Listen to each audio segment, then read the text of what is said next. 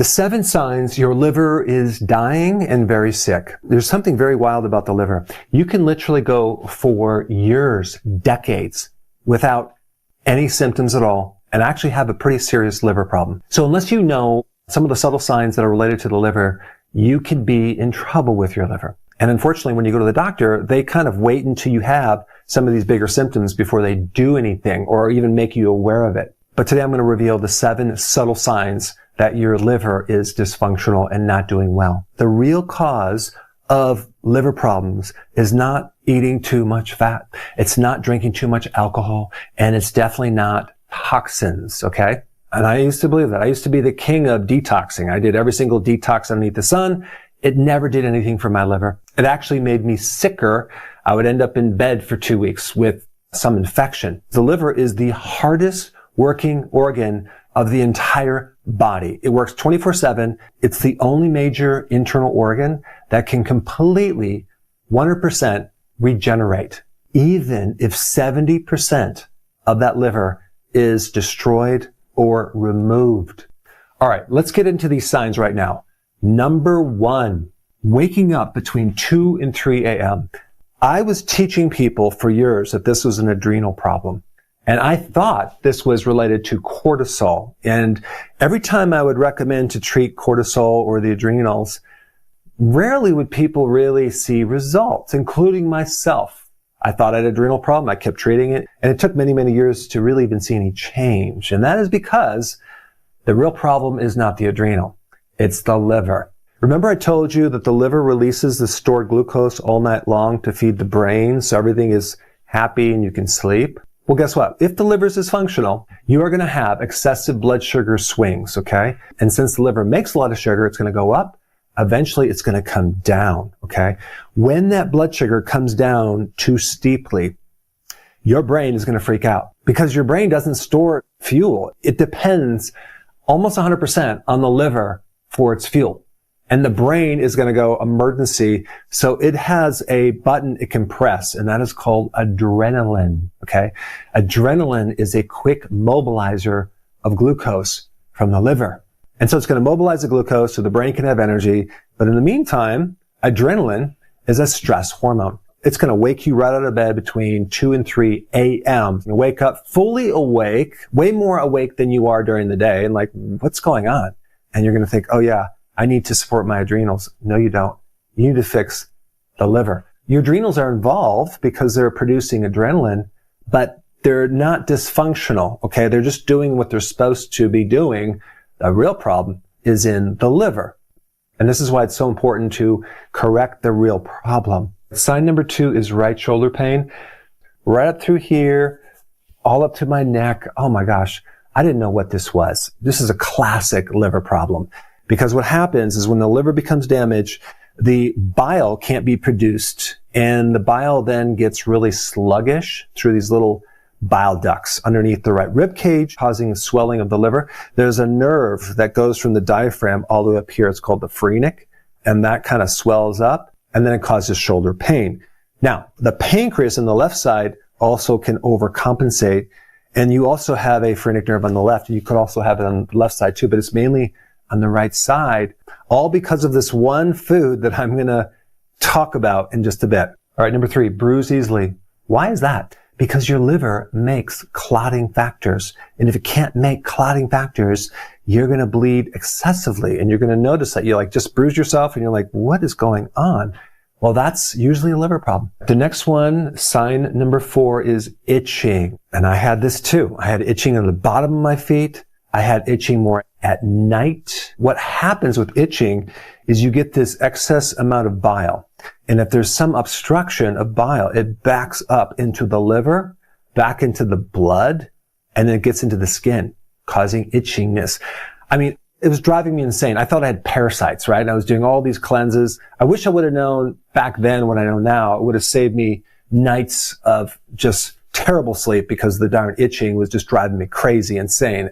All right, next sign, number 5, is low tolerance to alcohol. This is another problem that I have. I cannot tolerate more than a 6-pack. No, I'm just being sarcastic. I can't tolerate any alcohol. There was a time I could tolerate alcohol, but I can't. If I just do a little bit of alcohol, I feel disgusted. I feel sick. I feel inflamed. People with liver problems cannot break that down efficiently, so they get more toxicity through the body. And so if a person suddenly can't tolerate alcohol, suspect the liver is in serious shape. Number 6 is the belly starts protruding as the legs get skinnier and skinnier. This usually is an advanced form of liver damage called ascites, where there's fluid that builds up in the abdomen.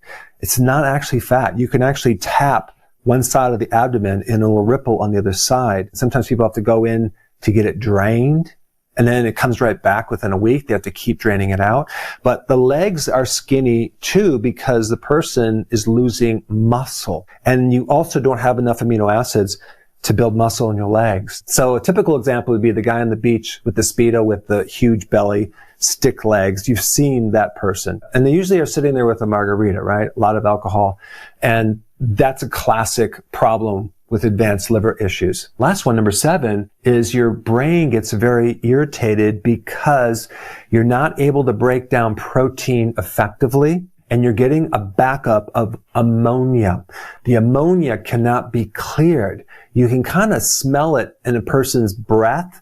And even sometimes when you go into a nursing home, when I would work in nursing homes taking x-rays, I would walk through and I'd be like, I just smell ammonia. That is a liver situation. It has a certain distinct smell. But the problem is that goes to the brain and it really affects the cognitive function. The person's personality can change. They get highly irritable, angry easily. They have a short fuse, brain fog. They can't focus. But other than that, they're perfectly fine. And I'm being sarcastic. Okay, now I want to share something with you that's just mind-blowing. Okay. A person has the potential to go from a very severe damaged liver to a normal liver within weeks by just avoiding one food. Okay, you ready for this? It's sugar, but it's a hidden sugar, okay? It is called industrial starch. Now, what is industrial starch? It's all the hidden sugar in all the junk foods, okay? They make it usually from corn starch. So what really exploded in the 70s was the conversion of corn into flour and all these other things. I mean, they can make gasoline, ethanol from corn, right? Well, they can make glucose from corn, synthetic sugar from corn, synthetic starch from corn, and the scaling of fast food to give you these cheap thickeners and fillers, because that's really what it is. It's a filler, okay? And the average person consumes literally 200 pounds of this stuff per year. I mean, just check this out. Maltodextrin on the glycemic index is way above sugar, okay? Sugar is like 75. Then you have glucose, which is 100. But maltodextrin goes between 140 to 180. And it's not even classified as a sugar. And this is why people who've never even had one drop of alcohol on their lips can develop a fatty liver or even advanced cirrhosis. It's coming from something else. All right, so now let's show you how to fix it. Number 1, stop snacking, especially on carbohydrate snacks. If you go in the grocery store, there's entire aisles of these snacks. We have sugar, starch, and also just eating too many frequent foods will increase insulin. So every time you eat, you spike insulin. Number 2, we need to stop eating sugar, starch, and stop consuming seed oils too. Seed oils also can cause an insulin problem as well because it affects the receptors in the liver, and that can cause insulin resistance, which then causes your body to make more insulin. And so as we do this, we start lowering insulin.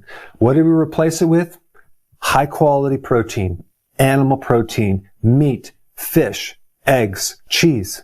Vegetables have phytonutrients. They have potassium, folate, vitamin C. A lot of people do better with fermented vegetables and cruciferous vegetables. A really good salad that I consume is arugula as my lettuce green. Sometimes I'll do romaine and sometimes a spring mix, but arugula takes it to the next level because that'll increase nitric oxide, good for the heart, but it's also a little bitter and it's good for your liver. Radish is really good for your liver. Dandelion greens, Swiss chard, kale, good for the liver. Now, the other thing that's interesting, number 4, is you ever notice when you don't sleep, you feel hungry or you want to snack more because you're increasing cortisol?